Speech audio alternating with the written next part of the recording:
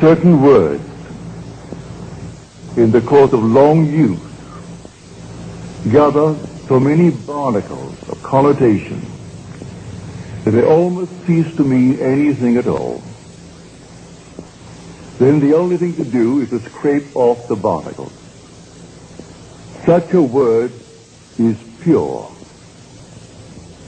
or pure in heart, for they shall see God.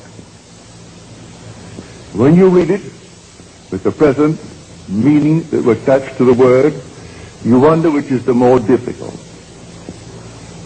The condition imposed upon man to see God or seeing God. And that is not the meaning of the word pure. The Greek word katharos, translated pure, means clear, open, free, unlimited. It is used for a tract of land that had been cleared of trees, therefore free, unobstructed, and, well, unlimited. Blessed are they whose mental horizon has been so purged, so cleared of the trees of traditional wrong thinking, that they know that God is all and all is God. They are now free from the tyranny of second causes. You do not have to work upon yourself to become pure to see God. In other words, a pure heart is the consequence, not the condition of seeing God. The moment you see God, your heart is purified of all secondary causes. And you can turn to the left or the right or to anything in this world, for you'll find the only source of the phenomena of life. Now, the word see, for this is taken from the Greek. The words see and to know are the same word in Greek. Here we are told that if I am pure in heart, and only if I am pure in heart, I will see God. And yet in the same Gospels, I am told that no one has ever seen God. The only Son, who is in the bosom of the Father, he has made him known. Then I am told, no one knows the Son except the Father. And no one knows the Father except the Son, and anyone to whom the Son chooses to reveal it. You can take the words see and know, and they're interchangeable. No one has ever seen God. No one knows God. But the Son, who is in the bosom of the Father, he has made him known. I can tell you the thrill and the shock in store for you when you are revealed as God. I could tell you from now to the ends of time, and I cannot persuade you to the point of real conviction. It takes the Son to convince you. And when the Son stands before you, everything is done. At that moment, you for the first time know God. And you see him only by knowing him, because to see and to know are the same in Greek. Now you really know who God is when he stands before you, and even before he calls you Father. You have no doubt in your mind as to who he is and what you're looking at. You know your Son. At that very moment, you know God, and not before. You might have heard it, you might have read it, but you are not persuaded to the point of real inner conviction until you know it in this manner. So no one knows who the Son is except the Father. And no one knows who the Father is except the Son. And anyone to whom the Son chooses to reveal him. And if the Son sets you free, you are free indeed. And only the Son can set you free. And so when he comes, and he will come, let the whole vast world rise in opposition to what I'm telling you. It makes no difference to me whatsoever. I know, I've experienced it. And oh, what a thrill and what a shock when you go to bed perfectly normally as a simple man and have an experience of this nature, and suddenly you are startled. You, your simple little being that you are God. Well, you can't deny it.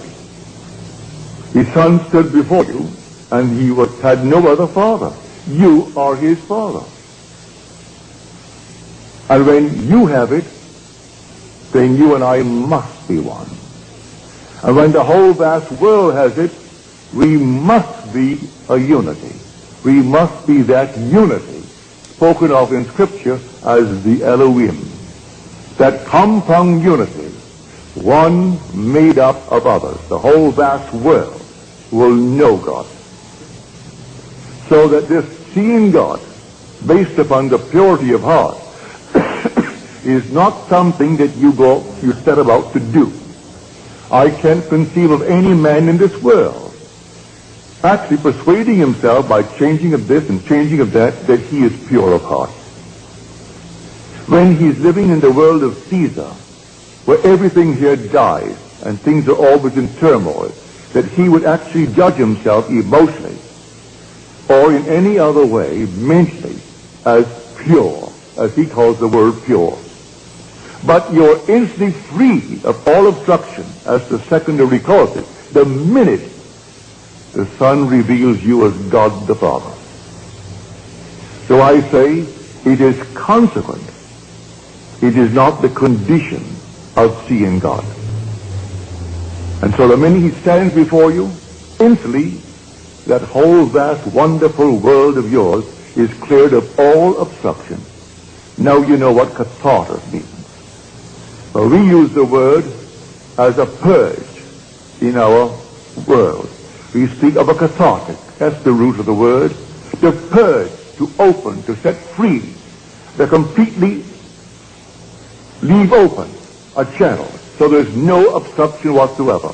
Not one tree can stand in its way. And so when this track is completely cleared, and it's cleared the minute you see David, at that moment there is no other cause. And until that moment I turn to this, to that, and to the other, these secondary causes, and live in a horrible state. For that is the greatest tyranny of the world, the belief in secondary causes. So here, the word pure, let no one frighten you that you've got to set about to purify yourself as the world thinks that is pure. Because who knows the secrets of a man but the spirit of a man? So who can look at a man and say he's a pure man? How does he know he's a pure man? By his standard of purity, no man is, including himself. But by scriptural standards, the minute you see David, and David reveals you as God the Father, then all the trees, all the obstructions, everything in your world that came between you and self disappear, and you're the only cause of the phenomena of your life. And you go through life now, simply bringing into your world the things that you would like to entertain in your world. No matter how difficult it seems to be, you see it, you know there's only one cause, and so you simply rearrange the thing you see. You don't throw it away, you don't discard it, you rearrange it, and in your mind's eye you re-photograph the image. And re-photographing the image, then let life develop that negative and produce it on the screen of space, and it will. So here, blessed are the pure in heart, that sixth beatitude, which seems so difficult to most people to interpret. And I haven't found one interpretation in Scripture. All the commentaries, I haven't found one that will go back to the root and show us exactly what it is. I have what is considered the grandfather of all interpretations, which is the Interpreter's Bible. They do not touch it. They will admit it's the most difficult of the Beatitudes, this sixth one. But they can't touch it unless you go back to the root, unless you have the actual experience of what it means to actually purify and take all the trees out of man's mind, purify the mind. And it can't be done until he stands before you. And you know, without any doubt, who you really are. When you know who you are, there is no secondary cause, none whatsoever. And then comes the vision. Here my wife gave me a vision 2 months ago. There was no occasion to tell it, but it would fit. She said we were in this fantastic, magnificent, enormous apartment in a palace. And we were the gateway into a new age. But the age in which we were was a police state. And we were constantly being searched, but we were not molested. We were completely free, not one little bit ever happened to us. But this palatial place with a full complement of servants. And while the vision lasted, he seemed to know these people. The servants in the kitchen, the servants in the other areas of the enormous apartment, the butlers, the private secretaries, all seemed to know us and we knew them. But our position was the gateway into freedom from the place of complete slavery, like behind the Iron Curtain. And when the searchers came, they came, and our guests, we always entertained guests for dinner, not more than 6, therefore they made 8 of us, she and I, and the 6 who came as our guests. And I would explain to them the way of escape. I would tell them the one and only way into freedom. But strangely enough, as I was telling them about the way into freedom, they were already simultaneously at that moment, I am telling them, and they were already at their destination. See, it was the strangest experience here. You're explaining to them the way of salvation, the way of freedom. And yet at that moment, they were already, although physically present before us, they were already at their destination. And when these people came to investigate all the searches, they simply left and went to their quarters, their rooms, behind these panel doors and these tapestries. And they never touched us, but they came and they never found anyone. No one could ever touch anyone who came to us. And strangely enough, she said, as it all took place so naturally, I knew that it was all organized and actually directed from above. That we were the gateway explaining the way. But from above, everything was organized and there it was directed. So anyone who came to us for the escape were brought to us by those who directed the whole thing from above. Here is a true picture. No one comes unto me save my Father calls him. So I and my Father are one. But that depth of my own being does not let the conscious surface mind know who he is calling and when he is calling. Rarely would he let me know that this one is coming, and then he comes in a month, he comes sometimes in a year. But they will tell when to expect him. But normally I am not advised as to when, but the one who speaks is always my own being, is from the depth of my own soul, who is telling me. And he will come, or she will come, or they will come. And sometimes they are even late in the coming. But the Father is not wrong, because man still is free not to come. In my own case, a friend of mine who was just 1 year short of graduating from Fordham University as a Catholic priest.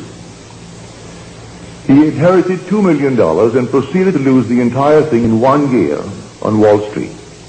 All that he saved was some beautiful paintings that his father left him, and an old Packard. His old Packard car. He should have burned the thing up.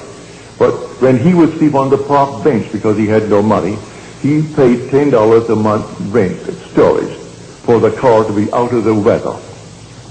But he lost his $2 million because he did that. When he told me he met a man that I would enjoy meeting. And this man, he thinks, would like to meet me. He thinks we had much in common. Well, because he told me I wouldn't go near the man, I postponed going near my friend Abdullah for 6 months. And then I ran out of excuses. I had no other excuse to give him. And this Sunday night, I said, all right, Dave, I'll go with you. And so I went with him. I came through the door and took the first chair, and the meeting had just begun. And Abdullah broke the meeting as he started to talk to those who were present. He broke the meeting and he came over to me and called me by name. And he said, Neville, you are late. You are 6 months late. And I said to him, well, I've never seen you before, and I had no appointment to see you, so how could I be 6 months late? He said, the brothers told me you were coming, and to expect you, and that's 6 months ago. Well, it was 6 months ago, and I postponed it and postponed it and postponed it because I had no trust in his judgment of anything that would interest me. Because the man in my eyes was a failure, a complete failure, and I judged by appearances. And he tried to get me to come to meet a man that really was very influential in my life.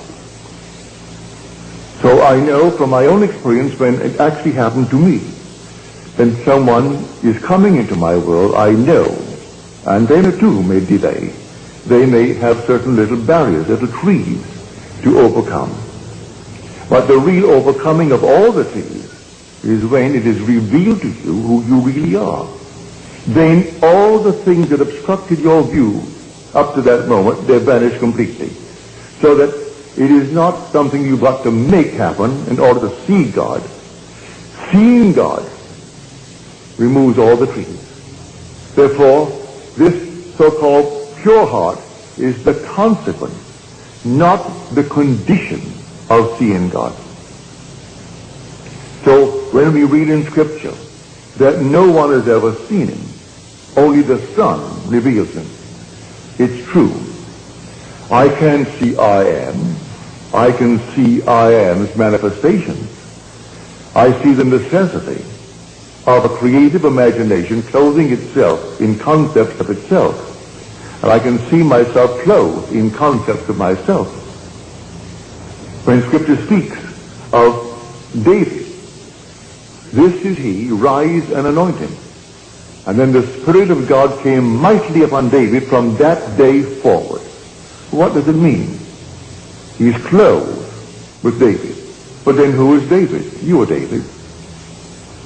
You're doing the will of your Father. He'll put you through all the furnaces of affliction because he cannot give his glory to another.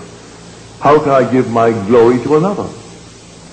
He can't give it to another. He has to make it you himself. And so he clothed himself with David as he clothed himself with Gideon. He clothed himself with you, and you are doing the will of your Father.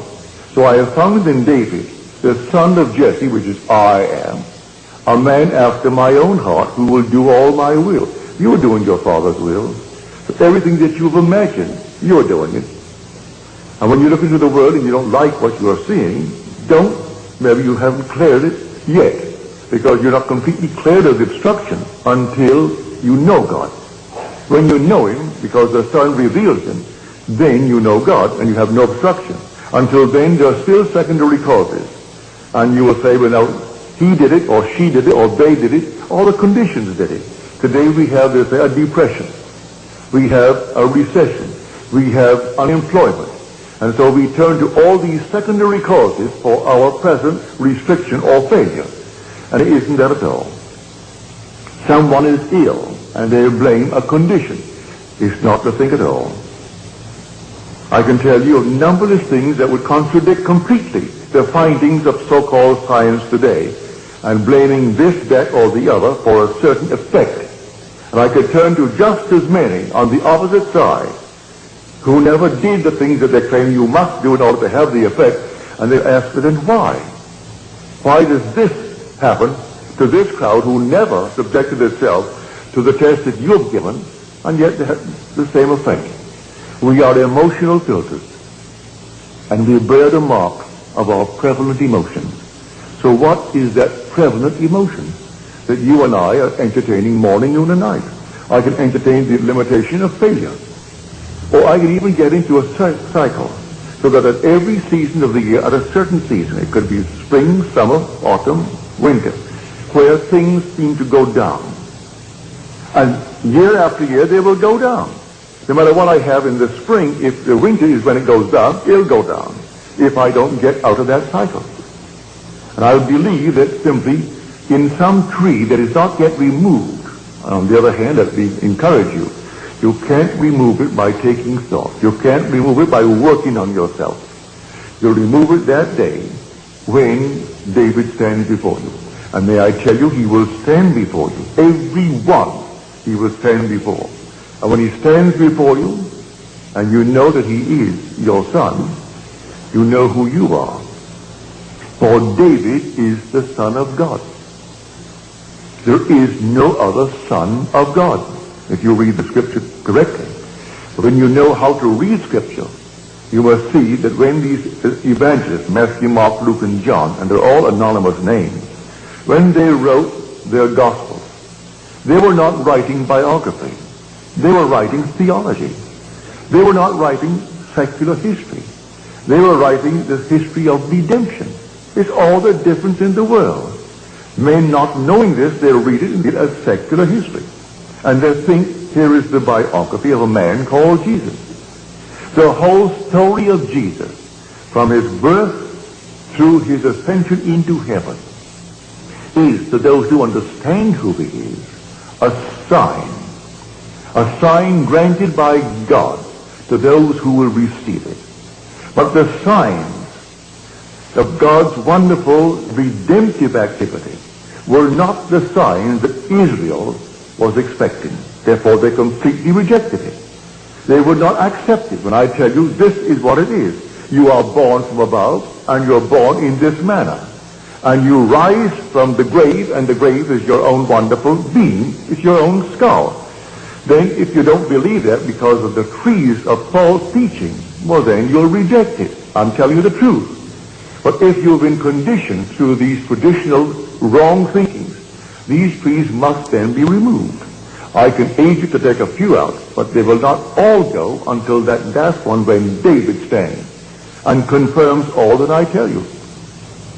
So all that I have told you and all that I will continue to tell you is simply in Scripture, but it is not biography. It's theology. It's simply the knowledge of God and God's way of redemption. That's the entire story. But if I take it as the world takes it, as biography, and simply secular history, well then I miss the point completely. So, you will see God. And when you see him, you will say within your heart, well, I didn't think myself qualified. For you don't feel any change. You're so capable of a violent act the very next day, if someone should injure the one you love. If someone this very night injured my daughter, or my wife, or those that I love, I am quite capable of the most violent act, and yet I am free of these trees of traditional wrong thinking. And that means I am pure in heart. But I make no claim to the purity based upon man's concept of purity. Has nothing to do with any purity as the world thinks it. He turned to the harlot and says that the one who has no sin, let him cast the first stone. And from the oldest to the youngest, they all left, because none felt within themselves good enough to cast the stone. Because he interpreted the entire story as a psychological story. That if you lust after a person, well, the act has already been committed. You may restrain the impulse, but he tells you that isn't good enough. But then who on the earth could stand before me and tell me he's never had the impulse? Unless he was castrated at the time he was born, and then he doesn't even know, so he could restrain nothing. He has nothing to restrain. If he was removed at birth from the possibility of lusting, but if he was not removed at birth from that possibility, let him stand before me and tell me that he has never lusted. And I will say, well, you're a liar. As far as I'm concerned, you're a liar. Whether you be male or female. And so, that you've never had the impulse to get even. Don't tell me you haven't. Don't tell me you haven't had the impulse, and still are capable of the impulse, to hurt if someone should hurt the one you love more than you love your own self. And yet, you are pure in heart the day you see David. For the minute you see him, you know, the whole vast world has collapsed as far as you are concerned. The whole thing has collapsed. And now you no longer can turn to this, that, and the other and blame it or praise it for anything that's happening in your world. You are simply within yourself. You are God himself. You are the God, creating good, bad, and indifferent in your world. A friend of mine in the audience tonight, he said, I had this vivid dream. My wife and I, and here we are, and the world is coming to an end. The whole thing is coming to an end. It began to shake. A wind, the unearthly wind came up, and then the rain like a flood, and then the earth is shaking. And I said to myself, well, the earth has gone out of orbit. I wasn't afraid of death, and my wife, she wasn't afraid of death, but I thought the whole thing was simply coming apart and coming to an end. That's a wonderful adumbration. Read it in the 13th chapter of Mark. Read it in Matthew. You see these buildings? Not one stone will be left standing upon the other, but it will be turned down. That's when the Son of Man is coming. That's the end of the age. Well, in your case, you had a most wonderful adumbration. And you're not given these adumbrations when you're far removed from the actual event. And this thing happens to you, be watchful. It's coming. This is simply a foreshadowing in a not altogether a conclusive way, no, the way you saw it, but when it happens, when the whole thing collapses, and the ideas by which you lived in the past, you no longer can live by them. You just can't live by them. Nothing external, the whole thing is internal. The whole drama of life is a psychological drama, and now you know it. So your vision is perfectly marvelous, perfectly wonderful. Others are finding themselves interwoven in their lives, 2 and 3 and 4 together, all interwoven as though this thing has been going on over and over again. It has been going on. Before the world was, we were one, and yet individualized. We were brothers, greatly in love, a love beyond the wildest dream of man. And we deliberately and purposely came down into this world of horror for a purpose. And as the poet says, when we are so curious about why are we here, he said, be patient. Our playwright will show in some 5th act what this wild drama means.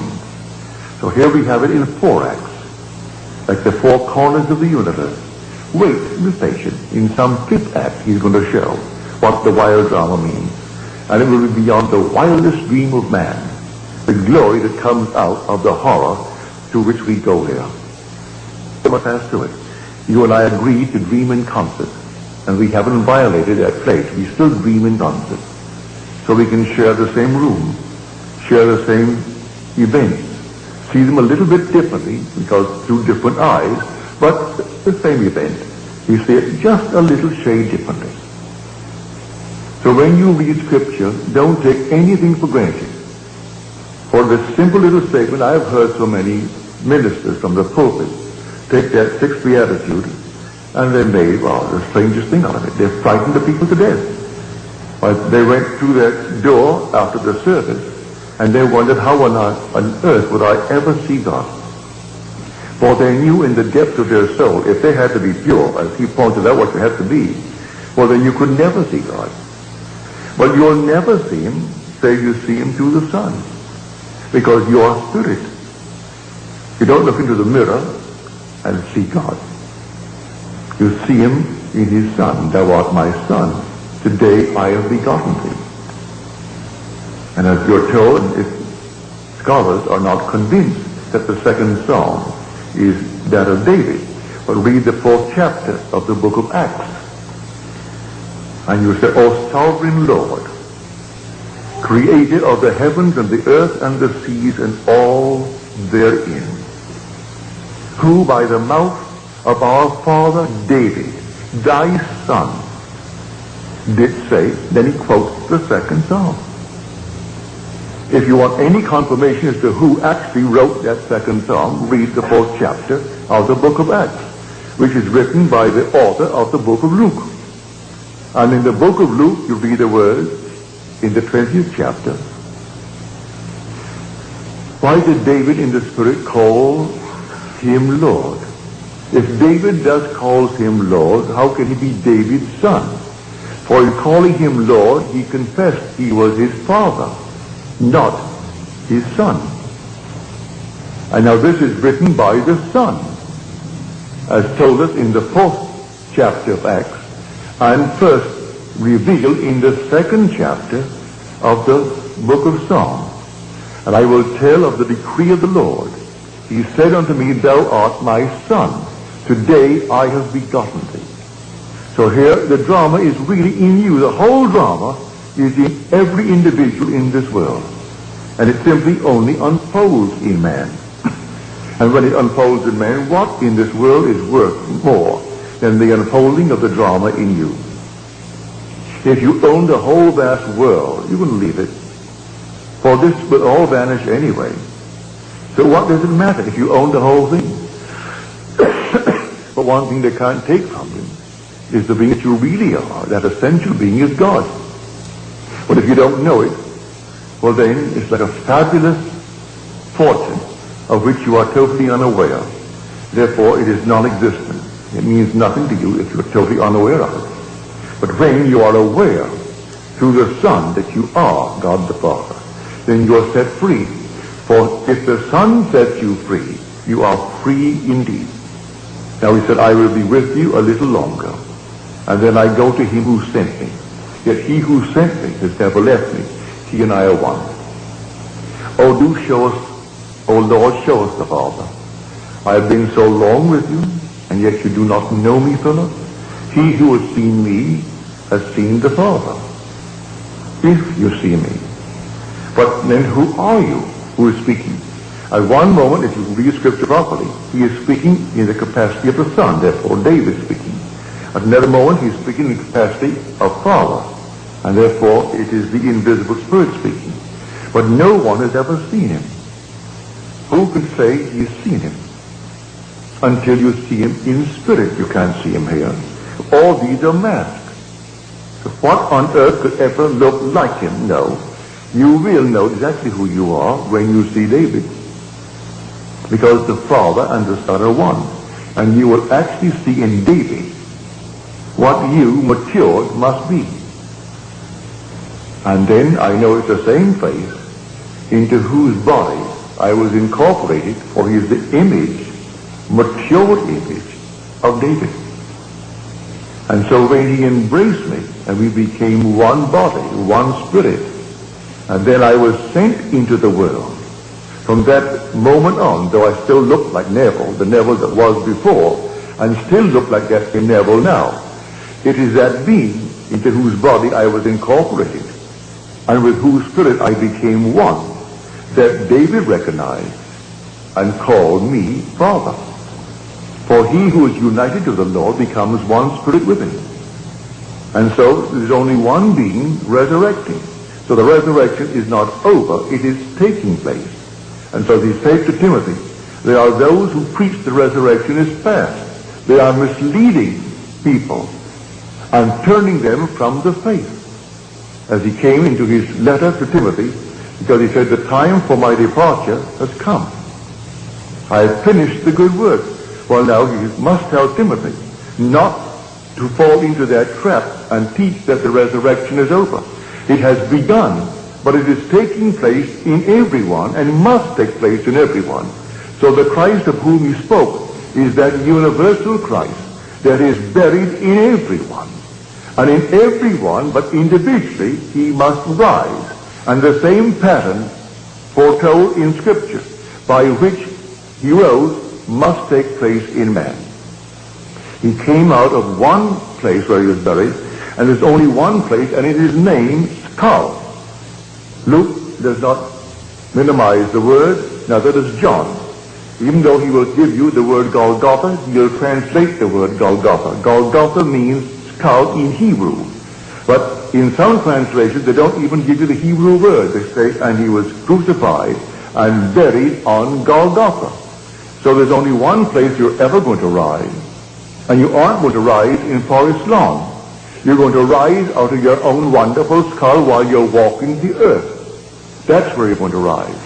Save your money if you're planning any little plot to bury the little body, for you aren't going to rise there. In fact, you will never be taken there. Let them destroy this body, let them turn it into ash. It means nothing. You will still be in that immortal skull where you were buried in the beginning. And from that skull, you're going to rise. And all the imagery of Scripture will surround you when you rise. And then will come this wonderful unfolding pattern, for there's only one pattern, that must repeat itself through the indwelling in man of Jesus Christ. Were he not in us, then he could not repeat the drama. But the same thing is told in the gospel. That same drama unfolds itself in the individual. And he is the Lord who is the Father of the only Son, and that Son is David. So when you read the story, if you have a concordance, and I recommend if you don't have one, and you plan ever to get one, the best that I know of is Strong's. Strong's Concordance. It's exhaustive. It has every word. Don't buy the metaphysical concordance and or the metaphysical dictionary and these things. That's all, well, speculation. This is simply the original term, translated in the original meanings of the word used when it was first put into the scroll. Now you can take from this many definitions. For instance, we took tonight the word see. Well, one definition given in concordance, in Strong's Concordance, is to show self, to experience. Well, to experience, David, is to see. But you must experience it. Not hearsay, it must be an experience. So that is to see. And so he who sees the Son then knows the Father. If you knew me, you would have known my Father. And yet I and my Father are one. So to experience David is to know God. And you know God as the Father of the one that you are now looking at. And the one looking at him is yourself. And you feel that father-son relationship. Now that is completely in conflict with the whole vast Christian world concerning the story of Jesus Christ. And yet I've been sent to tell it. Tell it not as hearsay, but tell it as experience. And so I share it with you. And not eternity could ever deny it. Because you're going to have it just as I have told you. You're not going to bury it at all, because there's only one pattern, and that pattern will unfold within you. And when it unfolds within you, you will depart this world that is a police state. And maybe I will still be there, giving these sumptuous dinner parties, not more than 8. And 8 is the number of resurrection. There were 6 guests, and 6 is the number of man. And 8 is the number of resurrection. So the 6, which is man, now will be set free.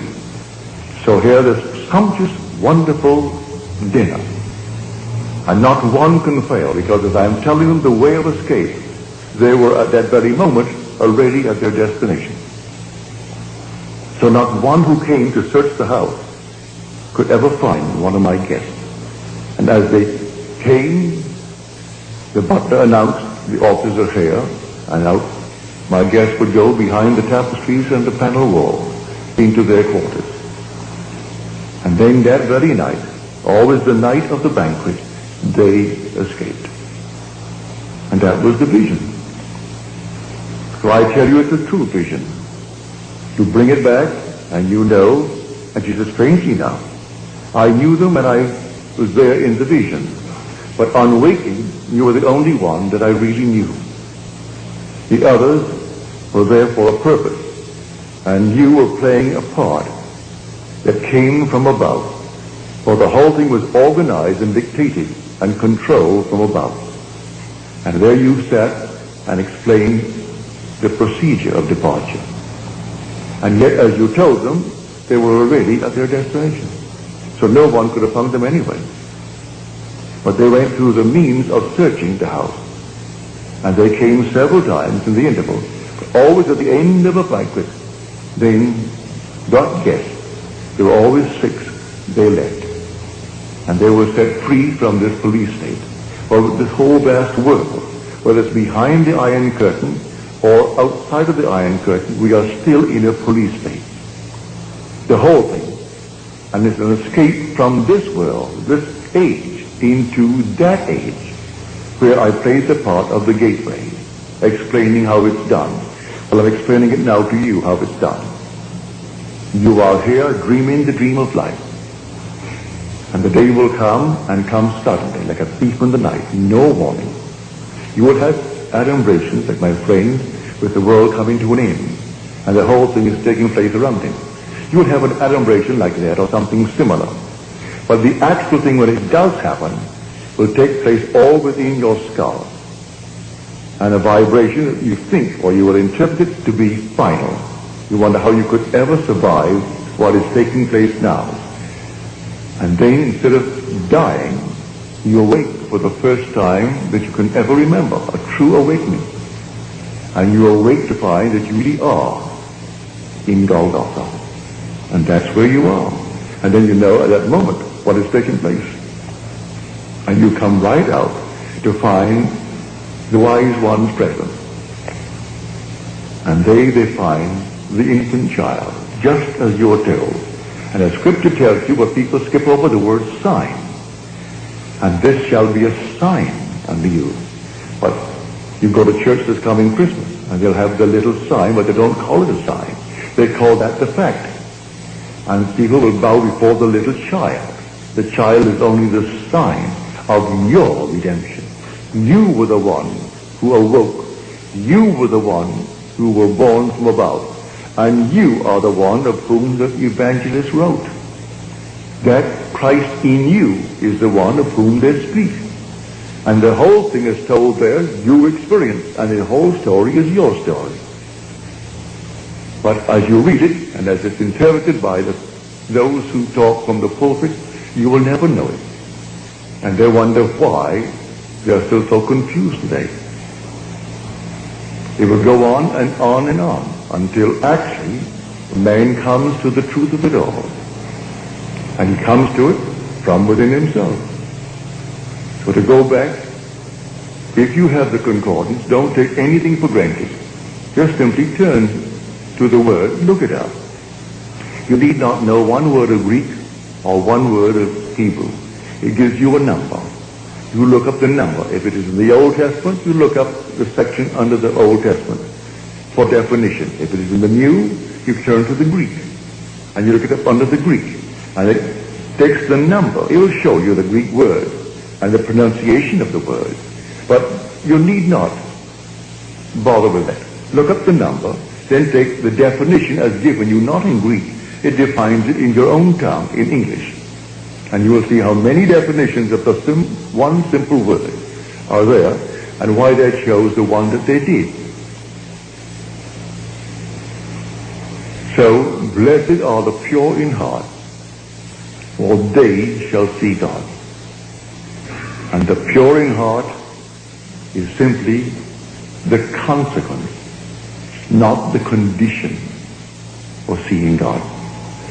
Seeing God produces automatically, instantly, the pure heart, which is nothing more than the purging of the mind of all beliefs in secondary causes, clearing the mind of all obstructions, leaving you completely alone, that God is all that there is, and all is God.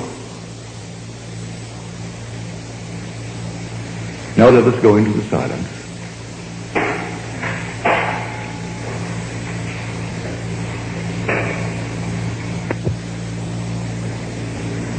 Another friend who was here tonight, she says she heard a voice, didn't see anyone, saw nothing, just the voice. The voice said to her, you will be called and sent, and you will not return. You will be sent in twos. Well, that's Scripture. You will be sent while you are here. You have a long time here. But you will not return, not only here, but return to this age, whether it's beyond the so-called grave or not. You will not return to this world, terrestrial world. But you'll be sent in pairs, well, you're told that in Scripture. And they came back, the 70, but they're all sent out in twos.